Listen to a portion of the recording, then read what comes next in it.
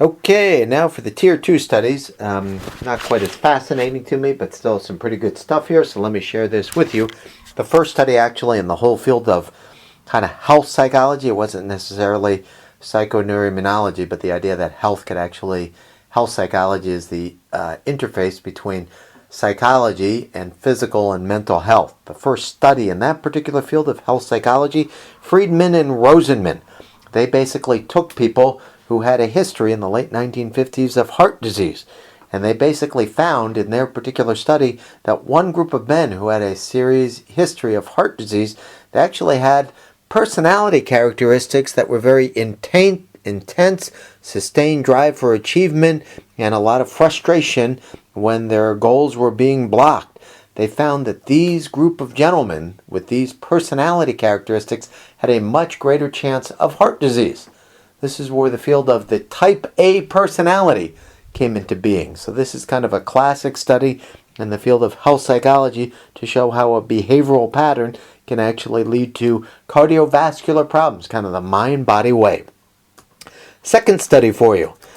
This is an interesting study. I couldn't get a good abstract for you on this particular one, but I love to talk about this study, so I just kind of shared the details with you. It was the false executive monkey study. So very interesting. They had two monkeys in cages right next to each other. And in phase one, they would shock both monkeys.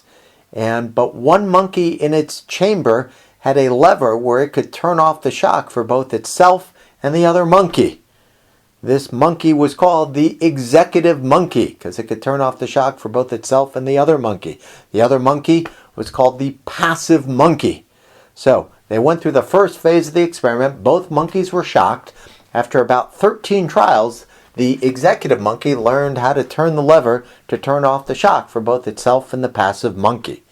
So that was the first phase of the experiment. It turns out that they removed that executive monkey after that phase of the trial, and they brought in a new executive monkey. The new executive monkey, of course, didn't have any training. They kept the passive monkey there, and the passive monkey just had to go through the experience again. So a new executive monkey in phase 2, and they basically found that it took that new executive monkey another 13 trials to learn how to turn off the shock for both itself and the passive monkey.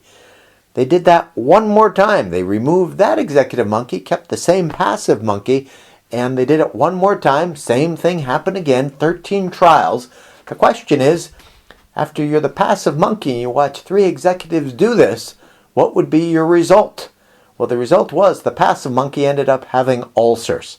The question is, why were the ulcers there? The idea is the passive monkey knew everything of what it needed to do to turn off the shock, but it had no control over the situation. So many times we liken this situation to middle management jobs. You have all the responsibility for people below you, but you have none of the control. So many times we find that middle managers have a higher rate of ulcer formation, which was indeed the case with this executive monkey study. Next study for you. This is a very interesting one. This was done at my alma mater, Ohio State University, and it was done with medical students. How many of you, towards the end of the semester, do you find yourself getting sick a lot more often? That is often the way. And that was basically what they did in this study. They took medical students and they took them kind of right before their final examinations, and they measured a number of immune system markers in these students. And let's see, it looks like they attained one sample 1 month before exams, then the other the day of examinations. They measured the immune system, things like helper T cells, lymphocytes, cytotoxic cells, natural killer cells, and they basically found that right when finals were starting, your immune system became seriously impaired. It wasn't able to ward things off. There wasn't the immune system response that there was way back when the semester was just beginning. We often find, the story from this is that a lot of college students, they don't take care of themselves, and then at the end of the semester, when all the stress is on, your immune system becomes compromised and you have a much greater chance of becoming sick. So that is that article. Next one, a Vicentainer study. Very interesting article as well. They basically put these rats into situations where they were getting shock. And they basically put the rats, they actually gave these rats all tumor cells. So all the rats were given tumor cells. One group of rats was put in a shock grid situation where they could control the shock and turn it off. The other group of rats, they were shocked and they couldn't do anything about it. And what they wanted to basically see here is which group of rats had these tumor cells turn into cancer-based cells.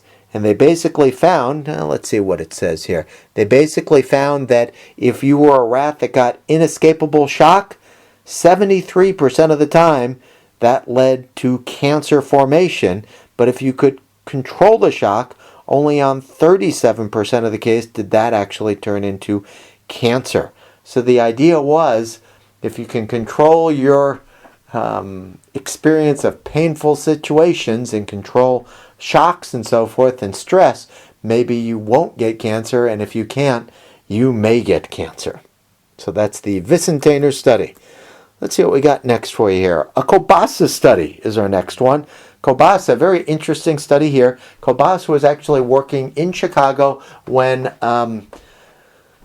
the telephone monopolies in the late 1970s, AT&T was the only telephone company, it was the only communications company, and the monopoly was about to end. And all these managers at AT&T in Chicago knew their great jobs were going to end. It turned out that about half the managers got really, really sick. The other half of the managers were actually seemed to be pretty good for their health. So what Kobasa wanted to figure out is, what was the difference between these two groups? They were all about to lose their nice cushy jobs. Was there any difference between these two groups? What he basically found is that there were three key variables that separated these two groups.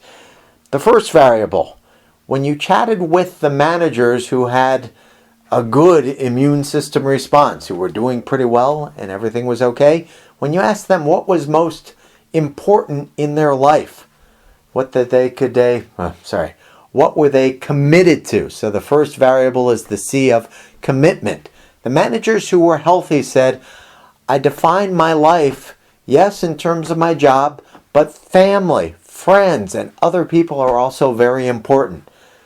So they were committed not just to their job, but to their family and friends as well. They had a balanced commitment. For the managers who ended up getting quite ill, how do you think they define themselves? Just in terms of their job. I am my job. If I don't have my job, I am nothing. So no wonder they got very, very ill. So one variable was commitment. The second variable was control. When you chatted with the managers whose health was pretty good, you said, so, do you control your life? The basic answer was yes. I have internal control. I have control of my family, my friends. I know about my job. I'll be able to be all right. I control my life. For the managers who were illness prone, oh, it's external. Somebody else is in control of my life. There's nothing I can do about this. I don't know what's going to happen now and in the future. So they had an external locus of control. Finally, the last C variable is challenge. When you chatted with the managers who were actually doing pretty well with their health, they looked at the future and they said, oh, I know I'm going to lose my job here. I see that as a challenge. I'm a good person. I'm going to be able to find something else. I see this as a challenge for the future. Those managers whose health was not good did not feel challenged. They felt like, oh my God, this is the best job I'm ever going to have. Life is never going to be like this again, and it's going to be terrible. So these three C's, commitment, control, and challenge, they seem to be the variables that determine a positive fate. Kobasa later ended up calling this hardiness. Do you have a hardy personality? Are you strong? Are you resilient? Can you do good things despite adversity? For the managers who had the positive response, they had a very hardy personality. If you have this negative way of viewing things, then you don't, and your health is compromised. So Kobasa's study is also another key one in the field of psychoneuroimmunology here. So hopefully I haven't babbled on too long for you here, but I wanted to share these findings for you. See if you can type these things up. You can use your book and add extra information or insight, and hopefully you find this interesting. Thanks, everyone. Bye-bye.